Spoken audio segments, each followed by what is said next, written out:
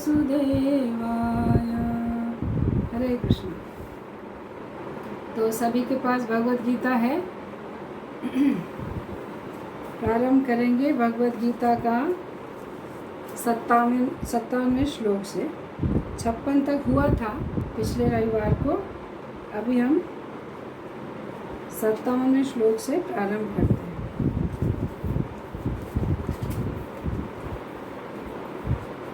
यह सर्वत्रानभिस्नेह तत्तत् प्राप्य शुभाशुभं नाभिनन्दति न दृष्टि तस्य प्रज्ञा प्रतिष्ठिता।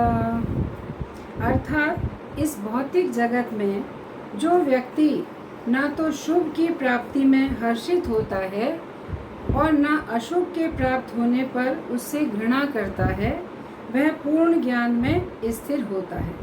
तो अभी जो हमारे श्लोकों की श्रृंखला चल रही है उसमें भगवान अर्जुन के प्रश्नों का उत्तर दे रहे हैं, जो कि अर्जुन ने 54वें श्लोक में भगवान श्री कृष्ण से पूछे थे।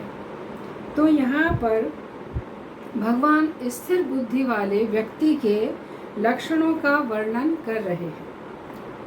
तो स्थिर बुद्धि वाला, जिसकी बुद्धि स्थिर हो, मतलब चंचल नहीं है, जिसकी बुद्धि एक स्थान पर अच्छी तरह से स्थित है, ऐसे व्यक्ति की बुद्धि के बारे में भगवान यहाँ पर अर्जुन को उपदेश कर रहे हैं। तो पिछले जो श्लोक था, 56वां जो श्लोक था, उसमें भगवान ने स्थिर बुद्धि वाले के 5 लक्षण बतलाए थे। और इस 57वें श्लोक में भगवान स्थिर बुद्धि वाले के 3 लक्षण और बता रहे हैं। तो उन्हीं लक्षणों के बारे हम चर्चा करेंगे। तो श्लोक का जो पहला भाग है, यह सर्वत्रानभिस्नेह, अर्थात जो व्यक्ति सर्वत्र घनिष्ठता पूर्वक स्नेह नहीं रखता। इसका मतलब है कि जो स्थिर बुद्धि वाला व्यक्ति है, कैसा होता है, वह सर्वत्र अर्थात सभी जगह या सभी स्थानों पर घनिष्ठता पूर्व स्नेह नहीं रखता। घनिष्ठता पूर्वक मतलब एक सामान्य व्यक्ति का ऐसा स्वभाव होता है कि वह व्यक्ति जिस स्थान पर ज़्यादा समय रहता है और उस स्थान पर जो व्यक्ति जिनके साथ उसका मेलजोल रहता है, तो उस स्थान के प्रति उसे स्नेह होता है, उन व्यक्तियों के प्रति स्नेह होता है। जब कभी उस स्थान को या व्यक्तियों को छोड़ने का जब समय आ जाता है, तो व्यक्ति उनके स्नेह के वशीभूत होकर उस स्थान को छोड़ने पर काफ़ी कष्ट का अनुभव करता है। वास्तव में व्यक्ति का जो वास्तविक जो स्नेह है अपने घर वालों के प्रति ज़्यादा होता है। तो जो स्थिर बुद्धि वाला व्यक्ति होता है, वह ऐसे पारिवारिक स्नेह के बंधन में नहीं बनता है। तो यहाँ पर प्रभुपाद का जो प्रवचन है उसके बारे में हम चर्चा करेंगे। तो प्रभुपाद ये जब प्रवचन दे रहे हैं तो कहते हैं कि जो हमारा आपसी स्नेह है उसका कारण क्या है, शरीर होता है। जो शरीर है उसके कारण हमारा आपसी स्नेह का जो नाता है वो बनता है। तो जैसे प्रभुपाद कहते हैं, जब प्रभुपाद न्यूयॉर्क में थे तो प्रभुपाद कहते हैं कि जैसे मान लीजिए कि मैं न्यूयॉर्क की सड़कों पर चल रहा हूँ और वहाँ मुझे कोई भारतीय व्यक्ति दिखाई दे जाता है। तो चूँकि मेरा शरीर भारतीय है और जो व्यक्ति सामने मुझे दिखा है वो भी भारतीय है, तो मैं उससे पूछा, ओह क्या आप भारतीय हैं, और भारतीय तो आप किस प्रांत के हैं, मैं भी भारतीय हूँ। तो भारतीय होने के नाते मेरे मन में उसके प्रति स्नेह का भाव है जो शरीर के कारण है, और फिर मैं उससे बात करने की भी इच्छा रखता हूँ। ये जो है ये शारीरिक स्नेह का एक लक्षण है। ऐसे बहुत से लोग होते हैं, लेकिन जो हमारे प्रियजन परिजन होते हैं उनके प्रति हमारा विशेष स्नेह का संबंध होता है। तो प्रभुपाद यहाँ कहते हैं कि ये जो संबंध है, इस प्रकार का जो स्नेह का संबंध है, ये शरीर के कारण है, ये शारीरिक संबंध है। और जब तक व्यक्ति अपने संबंध की पहचान शरीर से करता है, तब तक वह एक भौतिक बंधन में बंधा रहता है। लेकिन जो व्यक्ति अपनी पहचान शरीर के साथ करना बंद कर देता है, अर्थात वह अपने आप को शरीर नहीं मानता है, ऐसा व्यक्ति ऐसे स्नेह के बंधन से आसानी से मुक्त हो जाता है, विरक्त हो जाता है। तो इस बारे में प्रभुपाद कहते हैं, तो जब प्रभुपाद गए थे तो उनकी जो आयु थी वो लगभग 70 वर्ष थी। तो प्रभुपाद कहते हैं कि जैसे मेरी आयु 70 वर्ष है, तो मैं अभी जो मेरा शरीर है वो युवावस्था में वो शरीर नहीं था।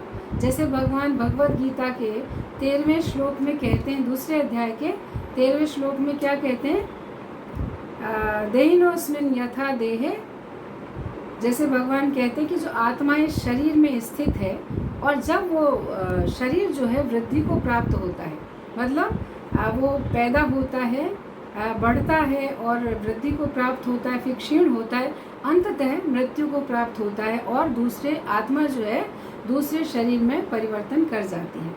तो यहाँ पर जो परिवर्तन होता है वो सिर्फ शरीर का परिवर्तन है। जैसे बाल्यावस्था से वृद्धावस्था तक शरीर जो है निरंतर परिवर्तनशील रहता है।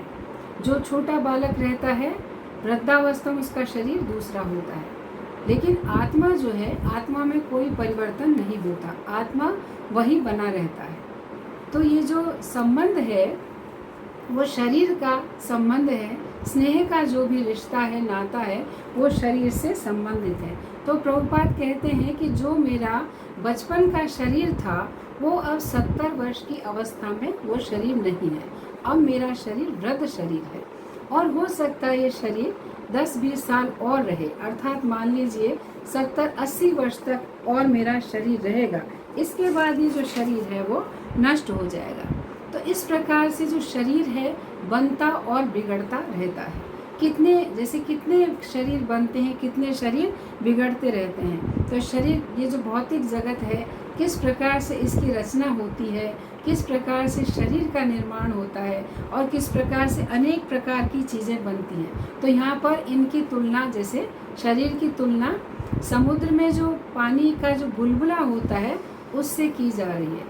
कई बार आप सभी ने समुद्र का तट देखा होगा और जब समुद्र में लहरें उठती हैं तो अनगिनत पानी के बुलबुले उसमें बनते हैं और उस पानी में ही लीन होते रहते हैं। इसी तरह से जो 84 लाख योनियां हैं, इस तरह से जो आत्मा है पुनः पुनः शरीर जो है अपने कर्म के अनुसार देहांतरण करता रहता है, पुनः पुनः अलग अलग शरीर में प्रवेश करता रहता है, लेकिन आत्मा जो है वो कभी नाश को प्राप्त नहीं होती। तो जितना भी हमारा जो शरीर से संबंध है, ये संबंध भौतिक जगत का रिश्ता है और ये सभी को बांधने के लिए कारणीभूत होता है। तो आगे चर्चा करते हैं कि इससे विरक्ति के बारे में, कि जिस व्यक्ति की बुद्धि स्थिर है कृष्ण भावनामृत में, अर्थात भगवान की भक्ति में जिस व्यक्ति की बुद्धि पूर्ण रूप से स्थिर है, उस व्यक्ति के लक्षण के बारे में हम चर्चा करेंगे। तो यहाँ सबसे पहले हम भगवान श्री राम के जीवन चरित्र से यहाँ पर उदाहरण देखते हैं। तो भगवान श्री राम को, जब भगवान श्री राम के राज्याभिषेक की तैयारियां हो रही थी, तो पहली रात भगवान के राज्याभिषेक की चर्चा चल रही है और तैयारियां हो रही हैं और उसी दिन भगवान श्री राम को 14 वर्ष का वनवास प्राप्त हो जाता है। तो उस समय भगवान श्री राम ने सभी के प्रति जो स्नेह था भगवान का, अपने नगर वासियों के प्रति, माता पिता के प्रति, भाइयों के प्रति जो भी स्नेह था, उस स्नेह का भगवान ने परित्याग कर दिया था। और जितने भी लोग उनके साथ में थे, यानी जो भगवान श्री राम से संबंधित थे, उनके निकटवर्ती थे, वे सब देख रहे थे कि इस स्नेह के संबंध को त्यागने में भगवान श्री राम के मुख पर कोई विकार प्रकट नहीं हुआ। भगवान ने बहुत सहज भाव से अपने उस स्नेह के संबंध से विरक्ति प्राप्त कर ली थी। तो भगवान जो है अपने मन को इस तरह से वश में रखने वाले हैं। तो जैसे भगवान ने उस स्नेह को के प्रति विरक्ति प्राप्त करके अपने मुख पर सहज जो उनकी जो माधुर्य मुस्कान है उसे कायम रखा, जिस तरह से चंद्रमा कभी भी अपनी प्रभा को नहीं त्यागता है, उसी प्रकार से भगवान ने अपनी जो स्वाभाविक मुस्कान है, इस स्नेह के बंधन को त्यागने के बाद भी किसी प्रकार की कमी भगवान ने आने नहीं दी थी। अर्थात उस स्थिति में भगवान बिल्कुल भी विचलित नहीं हुए थे। और उसी प्रकार से जो भगवान के साथ भक्त का जो स्नेह होता है उसके बारे में भी हम चर्चा करेंगे कि जब भगवान अयोध्या को त्याग कर वनवास जाने के लिए तैयारी कर रहे हैं, तो पूरी जो प्रजा है, जो अयोध्या की जो प्रजा है, वो बहुत विचलित है। सारे के सारे भगवान के वियोग को सहन नहीं करना चाहते हैं। तो सभी चाहते हैं कि भगवान श्री राम ना जाएं, लेकिन भगवान वचनबद्ध है, क्योंकि उनके पिता ने वचन दिया है। इसलिए भगवान उस वचन का पालन करने के लिए वन गमन करने के लिए तत्पर हैं। और जितना भी जो वहाँ के नगर वासी थे, उस दिन किसी के घर में भी भोजन नहीं बना, क्योंकि वे भगवान से अत्यधिक स्नेह करते हैं। तो यहाँ पर जो भौतिक जगत का स्नेह है और आध्यात्मिक स्नेह है, उसमें अंतर है।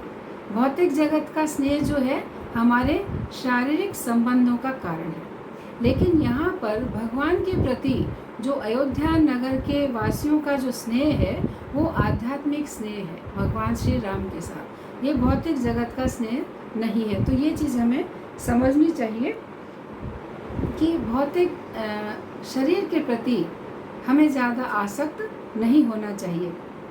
तो जो नगरवासी थे, वे सब भगवान के साथ जाना चाहते थे। और उस दिन जैसे किसी ने ना भोजन किया, ना किसी ने कोई अन्य कार्य किया। यहाँ तक कि जो पशु थे, जैसे वर्णन आता, जो हाथी थे, वो भी उनके मुंह में जो चारा था वो भी उन्होंने अंदर नहीं लिया, मतलब मुंह में ही रह गया। और जैसे बताते हैं कि जो स्त्रियाँ थी, जिन्हें जो पहली बार माता बनी थी और उन्हें पहले पुत्र रत्न की प्राप्ति हुई थी, लेकिन इतनी प्रसन्नता के बाद भी वो प्रसन्न नहीं थी, क्योंकि भगवान श्री राम से उनका वियोग होने जा रहा था। कि भगवान श्री राम सबको अतिशय प्रिय हैं। तो नगरवासियों का जो स्नेह है भगवान के प्रति, वो आध्यात्मिक स्नेह है।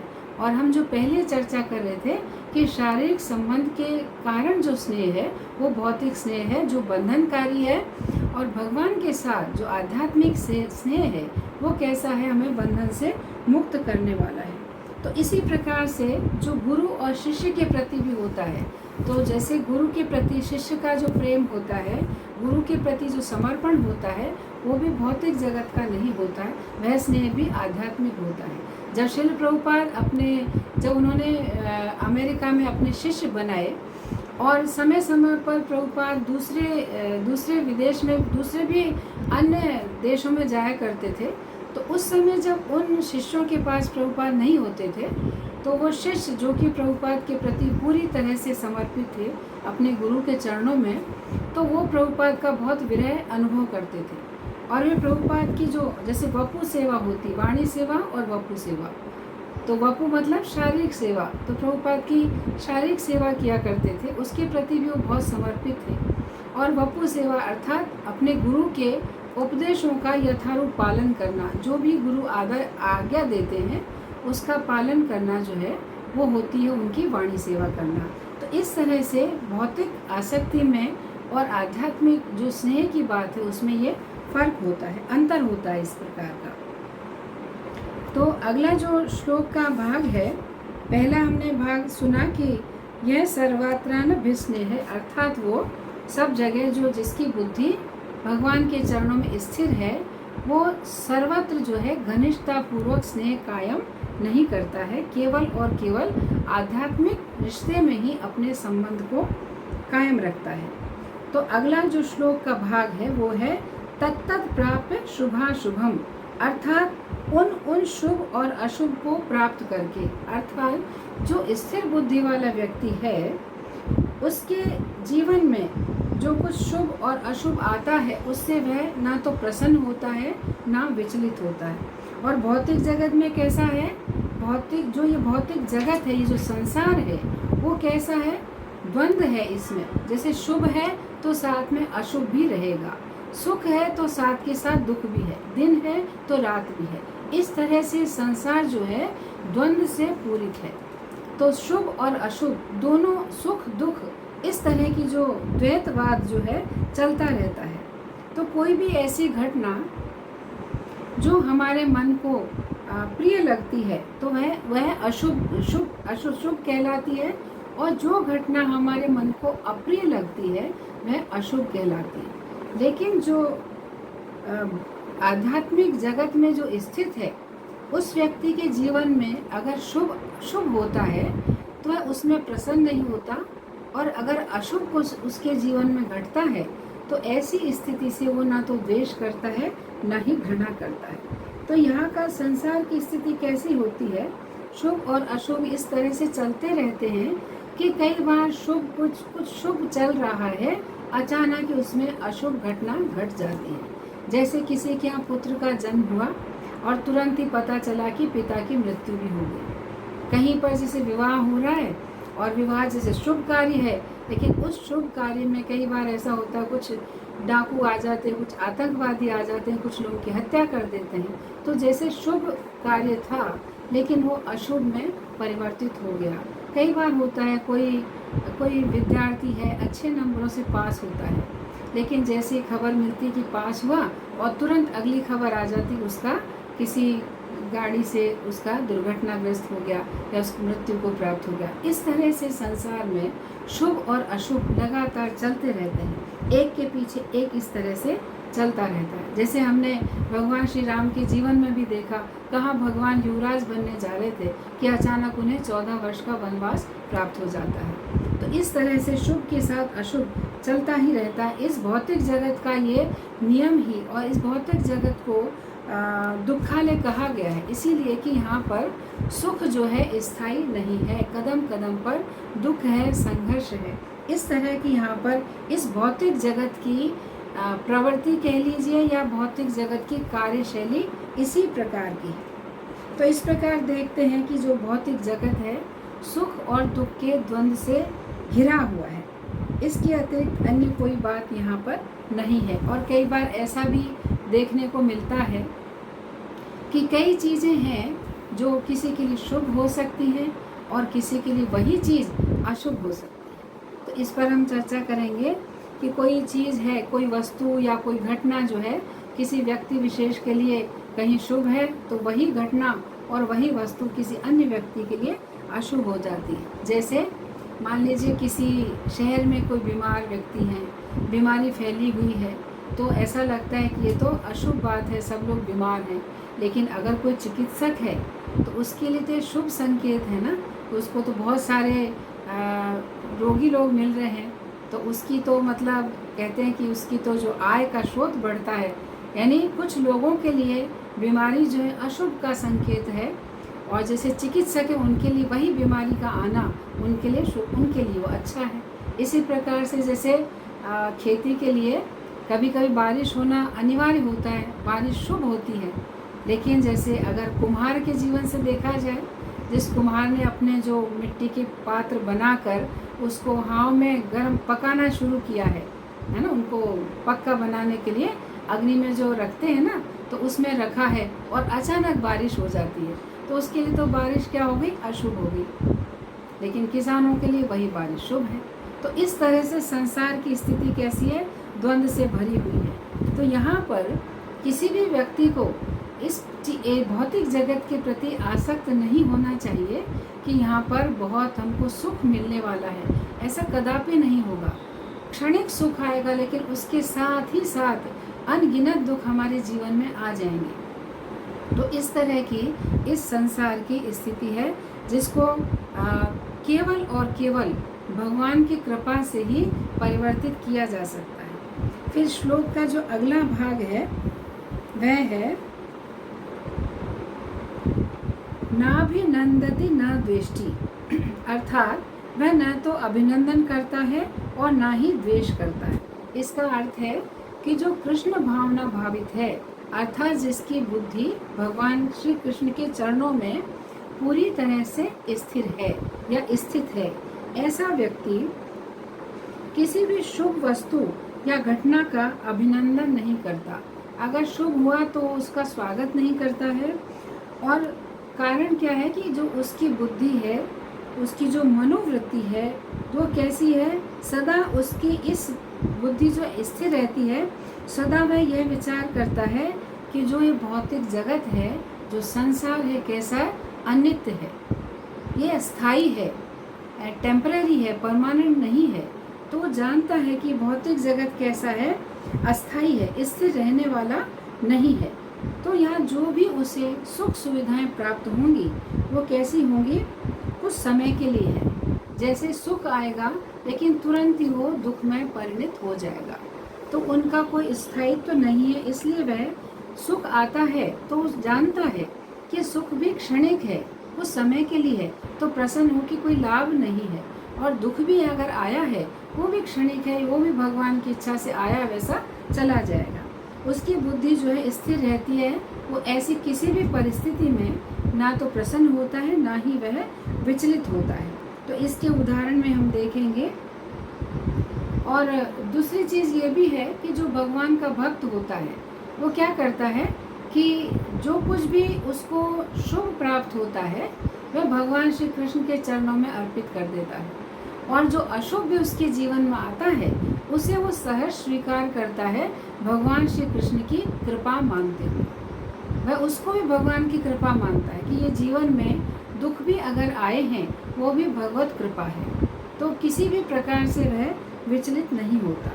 तो यहाँ पर जैसे भरत जी के बारे में हम चर्चा करेंगे। भगवान श्री राम जब वनवास चले गए थे और जब भरत जी को पूरी जो घटनाक्रम का पता चला, वे बहुत दुखी हुए और पूरे परिवारजन को और सारी प्रजा को, गुरु सबको लेकर वे भगवान श्री राम से मिलने जाते हैं। विशेषकर वे भगवान को लौटाने के लिए जाते हैं कि भगवान वापस आ जाएं और मैं वन में रहूं। इस तरह का विचार करके भरत जी जाते हैं, लेकिन भगवान श्री राम बताते हैं कि पिता के वचन का निर्वाह करने के लिए उन्होंने सहर्ष इस वन में रहने को स्वीकार किया है, तो मैं तो वापस अयोध्या नहीं जाऊंगा, तुम वहाँ का राज्य कार्य संभालो। तो भरत जी के निवेदन पर भगवान श्री राम उन्हें अपनी चरण पादुका देते हैं और क्या कहते हैं कि मैं जब तक नहीं आता हूँ तुम पूरे राज्य कार्य का वहन करो। लेकिन भरत जी क्या करते हैं, भरत जी भगवान के जो पादुका हैं उनको सिंहासन पर विराजमान करते हैं और क्या कहते हैं, भरत जी कभी भी उस राज्य का उन्होंने भोग नहीं किया, बल्कि जैसे भगवान वन में रह रहे थे उसी प्रकार से भरत जी अयोध्या के बाहर नंदीग्राम स्थान में निवास करते हैं, बिल्कुल वनवासी की तरह तपस्या करते हैं। और ये भगवान श्री राम की पादुकाओं को सिंहासन पर विराजमान करते हैं और अपनी प्रजा से यही कहते हैं कि जो मेरे भाई हैं उन्होंने उत्तम राज्य, ये जो उत्तम राज्य अयोध्या का मुझे धरोहर के स्वरूप में प्रदान किया है, और उनकी जो स्वर्णाभूषित जो पादुका हैं वो सबके योग क्षेम का निर्वाह करेंगे। अर्थात ये जो पादुका हैं यही इस राज्य पद का पूरी तरह से निर्वहन करेंगे। तो आप सब क्या करें, इन चरण पादुकाओं के ऊपर जो छत्र है उसे धारण करें।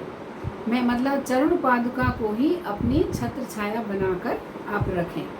तो मैं इन्हें श्री राम के साक्षात चरण ही मानता हूँ।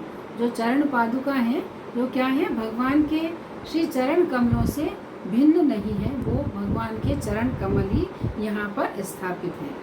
और इन चरण पादुकाओं से ही इस राज्य में धर्म की स्थापना होगी। मेरे भाई ने प्रेम के कारण मुझे यह धरोहर सौंपी है, ऐसा भरत जी अपनी प्रजाजन से कहते हैं। और क्या कहते हैं, आखिर जब तक प्रभु श्री राम लौटते नहीं हैं तब तक मैं इसकी रक्षा करूँगा। इसके बाद मैं स्वयं इन पादुकाओं को भगवान श्री राम जी के चरण कमलों में सुशोभित कर दूंगा, और फिर ये जो राज्य सिंहासन है मैं भगवान को अर्पित करके मैं इस भार से मुक्त हो जाऊंगा। इस तरह से वे अपनी प्रजा से कह रहे हैं। तो यहाँ ये समझना चाहिए कि भगवान तो उन्हें अपना राज्य देते हैं, लेकिन भरत जो हैं उस राज्य को पाकर प्रसन्न नहीं होते, बल्कि क्या करते हैं, अपने आप को भगवान के चरण कमलों का दास मानकर उनकी आज्ञा को शिरोधार्य करके उनके चरण पादुकाओं को ही एक सिंहासन पर विराजमान करके उनकी आज्ञा से राज्य कार्य का भार संभालते हैं। इस तरह से वे जो उनको राज्य की प्राप्ति हुई है तो उसका वो अभिनंदन नहीं करते हैं, अर्थात प्रसन्न नहीं होते। इसी प्रकार से श्रीमद् भागवत में पृथु महाराज का भी वर्णन आता है कि जब पृथु महाराज का राजाभिषेक किया जा रहा था तो उनके अभिषेक के समय क्या स्थिति थी कि सारे नदी, पर्वत, समुद्र, गाय, सर्प, पक्षी, पशु, स्वर्गलोक, पृथ्वी देवी, सभी लोगों की जीवात्मा जो है राजा को भेंट देने के लिए वहाँ पर मूर्तिमान यानी साक्षात रूप से वहाँ पर उपस्थित थे। और जो बंदीगण, जो भाटगण होते हैं, जो उनका गुणगान करते हैं राजा लोगों का, तो वो सब जो है पृथु महाराज का गुणगान कर रहे थे जब उनका राजाभिषेक का समय या उनका जो उत्सव मनाया जा रहा था। तो पृथु महाराज कहते हैं कि कृपा करके मेरा गुणगान मत करिए, मैं उसके योग्य नहीं हूँ। इस तरह पृथु महाराज कहते हैं कि अभी तो मैंने ऐसे गुणों को प्रकट ही नहीं किया है, तो आप मेरा गुणगान कृपा करके मत कीजिए।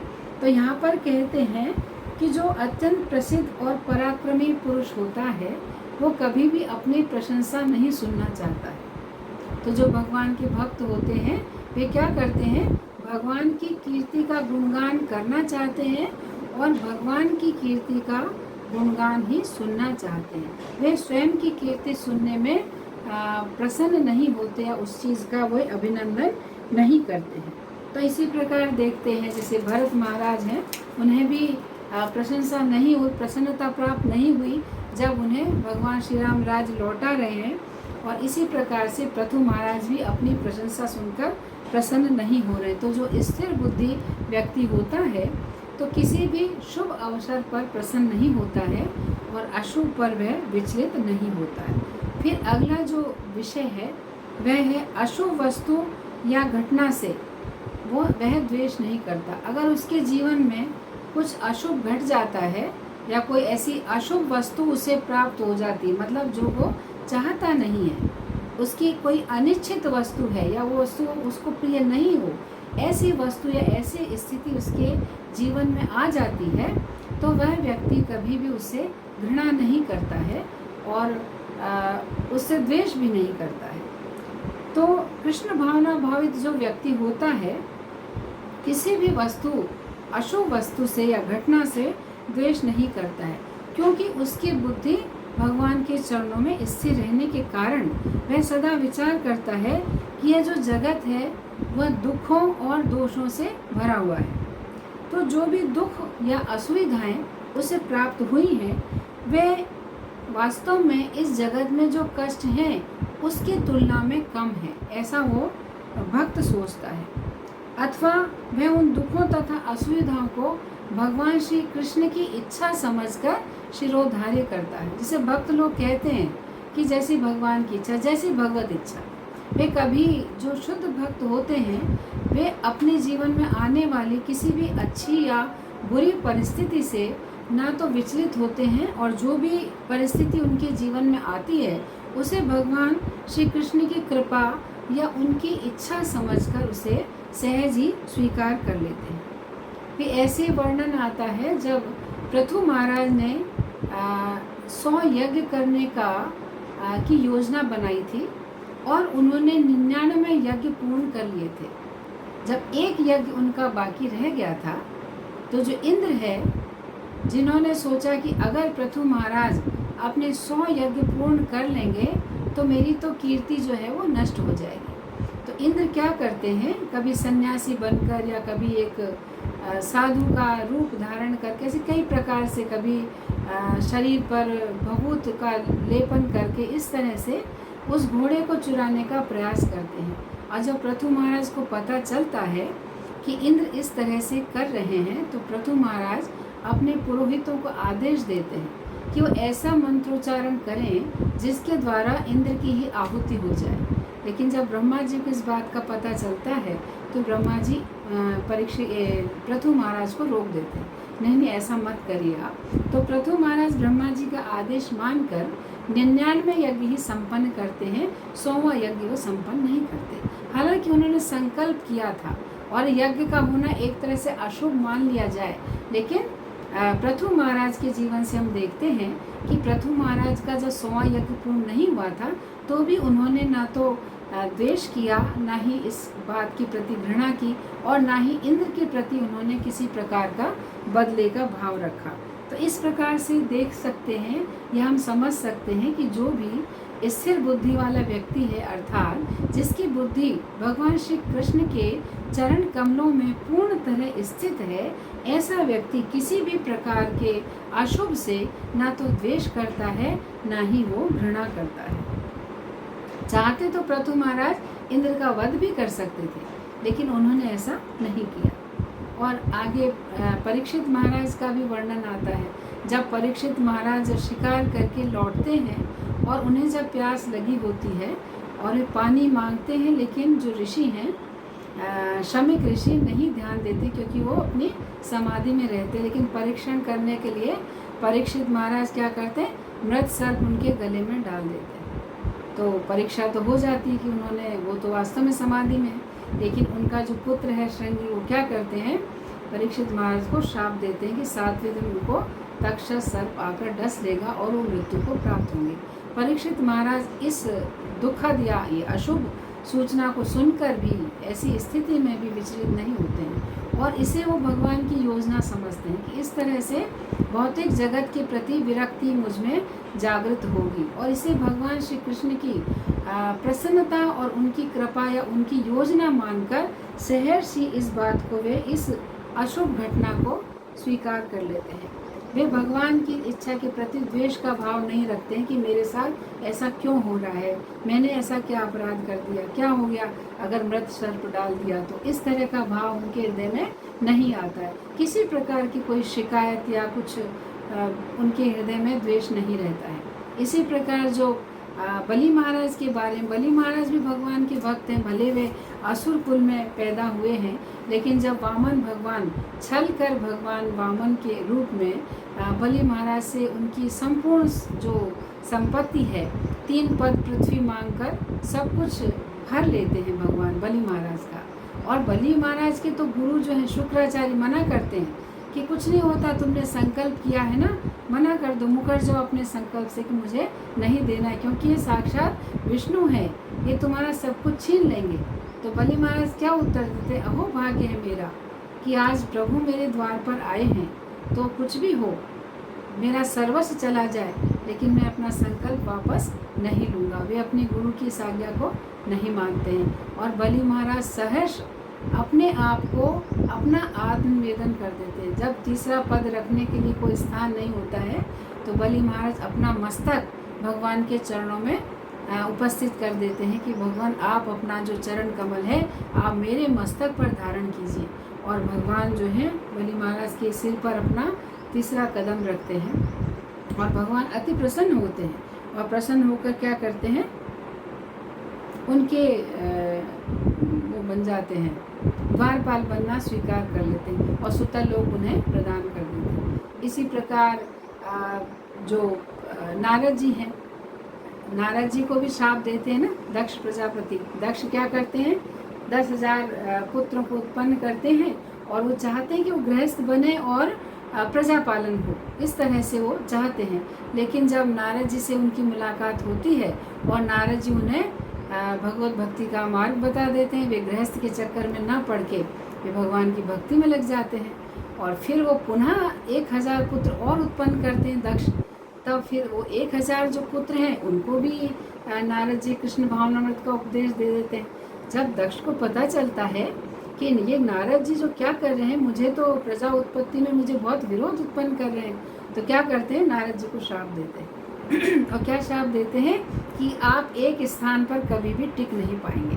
तो नारद जी उनके श्राप से चाहते तो वो भी दक्ष को श्राप दे सकते थे, नारद जी में इतनी सामर्थ्य है, लेकिन नारद जी चूँकि भगवान के भक्त हैं, उनकी जो मति है भगवान के चरणों में स्थिर है, नारद जी इसे बहुत बहुत सहज स्वीकार करते हैं। और नारद जी क्या करते हैं, हर समय कृष्ण भावनामृत का प्रचार करते हुए फिरते हैं, नारायण नारायण नारायण सर्वत्र करते हुए वो समस्त लोकों में बिना किसी रोक टोक के कहीं भी और कभी भी आ जा सकते हैं। तो उनका जो श्राप है उसको भी नारद जी वरदान के रूप में स्वीकार करते हैं और प्रसन्न होते हैं। तो इस प्रकार हम इतने सारे उदाहरणों से भली भांति समझ रहे हैं कि जो शुद्ध भक्त होता है या जिसकी बुद्धि भगवान के चरण कमलों में पूरी तरह से स्थित होती है, वह कभी भी अशुभ घटना से किसी भी प्रकार का द्वेष या घृणा नहीं करता है।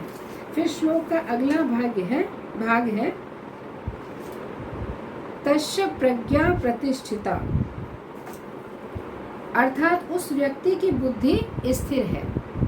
जो व्यक्ति इस तरह का है, जो शुभ और अशुभ आने पर किसी प्रकार से ना तो प्रसन्न होता है, ना किसी अशुभ से द्वेष करता है, ऐसी जो स्थिर बुद्धि वाला व्यक्ति है, उसके लिए क्या कहा गया है कि वह उसकी जो प्रज्ञा, जो उसकी बुद्धि जो प्रतिष्ठिता कहलाती है। तो यहाँ पर भगवान क्या कहना चाहते हैं कि जिस व्यक्ति की वाणी में, जो हमने अभी 3 प्रकार की चर्चा की, तो जिस व्यक्ति की वाणी में ये 3 विशेषताएं होती हैं, उसकी बुद्धि जो है स्थिर होती है। तो पहली विशेषता क्या है? जैसे हमने सुना कि वो कहीं पर भी घनिष्ठता पूर्वक स्नेह नहीं रखता है। अर्थात जो स्थिर बुद्धि वाला व्यक्ति है, जब वह बोलता है, उसकी बातों से ऐसा नहीं पता चलना चाहिए, या वह व्यक्ति इस प्रकार की बातें नहीं बोलता जिससे यह पता चले कि वह अपने परिवार में अत्यंत आसक्त है, कुटुंब के प्रति अत्यंत आसक्त है। क्योंकि पहले ही क्या कहा गया था कि वह किसी से घनिष्ठता पूर्वक स्नेह नहीं रखता है। तो ऐसा व्यक्ति कभी भी इस प्रकार की बात नहीं बोलता है जिससे उसकी कुटुंब के प्रति आसक्ति की प्रतीति होती हो, बल्कि वह इसके विपरीत उसकी वाणी सदा भौतिक आसक्ति को समाप्त करने का आदेश देती है। उसकी वाणी कैसी रहती है? वो भौतिक आसक्ति को समाप्त करने के लिए उपदेश करती है। फिर दूसरी वाणी की उसकी जो दूसरी विशेषता है वाणी की, वह क्या है कि वह इस प्रकार की बातें नहीं बोलता जिससे यह पता चले कि वह किसी शुभ घटना का अभिनंदन करता है। अगर जैसे शुभ कोई चीज़ आई तो उसका बहुत प्रसन्न होकर स्वागत करता है, वह इस तरह की बातें नहीं बोलता है, बल्कि इसके ठीक विपरीत उसकी वाणी जो है शुभ घटना का त्याग करने का उपदेश देती है कि जो शुभ घटना है उसका किस तरह से त्याग करना चाहिए। अर्थात जो भी हमारे जीवन में कुछ अच्छा कुछ शुभ होता है, अर्थात शुद्ध भक्त के जीवन में वो क्या करता है, उसे भगवान श्री कृष्ण के चरणों में समर्पित कर देता है। जो कुछ भी अच्छा है वो भगवान के चरण कमलों में समर्पित कर देता है। और उसकी जो वाणी की तीसरी विशेषता क्या है, वह इस प्रकार की बातें नहीं बोलता जिससे यह पता चलता हो कि वह अशुभ बातों से घृणा करता है या द्वेष करता है, बल्कि वह इसके विपरीत उसकी जो वाणी है वो कैसी होती है, अशुभ घटना को श्री कृष्ण की प्रसन्नता के लिए स्वीकार करने का उपदेश देती है। अर्थात जो कुछ भी अशुभ उसके जीवन में आता है, जैसे हमने अभी सुना परीक्षित महाराज को जो पता चला कि 7 दिन के बाद मृत्यु है, तो मृत्यु का संदेश तो शुभ नहीं होता है ना, अशुभ होता है। लेकिन परीक्षित महाराज उस बात से द्वेष नहीं करते, घृणा नहीं करते, बल्कि उसे भगवान श्री कृष्ण की इच्छा मानकर, उनकी योजना मानकर भगवान श्री कृष्ण की प्रसन्नता के लिए उसको सहर्ष स्वीकार कर लेते हैं। तो इस प्रकार से वह व्यक्ति हमेशा यही उपदेश, उसकी वाणी यही उपदेश देती है कि ऐसी अशुभ स्थिति को भी भगवान की प्रसन्नता के लिए स्वीकार कर लेना चाहिए। तो यहाँ पर जो श्रील प्रभुपाद ने तात्पर्य लिखा है, तात्पर्य प्रभुपाद क्या लिखते हैं कि जब तक मनुष्य इस भौतिक संसार में है तब तक अच्छाई या बुराई की संभावना रहती है, क्योंकि यह संसार द्वंद्व से पूर्ण है, द्वंद्व से भरा हुआ है ना। किंतु जो कृष्ण भावनामृत में स्थिर है वह अच्छाई या बुराई से अछूता रहता है। उसके जीवन में अच्छाई या बुराई कोई महत्व नहीं रखती, क्योंकि उसका सरोकार भगवान श्री कृष्ण से रहता है। भगवान कौन है? सर्व मंगलमय है। तो जो व्यक्ति निरंतर 24 घंटे सर्व मंगल में भगवान के सानिध्य में रहता है, उसके जीवन में शुभ और अशुभ कुछ भी नहीं होता।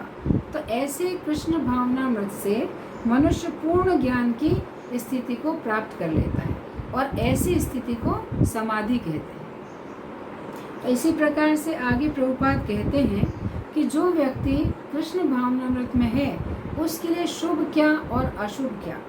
तो उसके लिए एकमात्र शुभ वस्तु क्या है, भगवान श्री कृष्ण का स्मरण बना रहना। और अशुभ क्या है, भगवान की विस्मृति हो जाना। ये दो महत्वपूर्ण बातें हैं। शुभ क्या है, भगवान का सदैव स्मरण बना रहना, और अशुभ क्या है, भगवान की विस्मृति हो जाना। तो ये दो बातें बहुत महत्वपूर्ण हैं कि हर समय भगवान की स्मृति बनी रहे, विस्मृति कभी ना हो।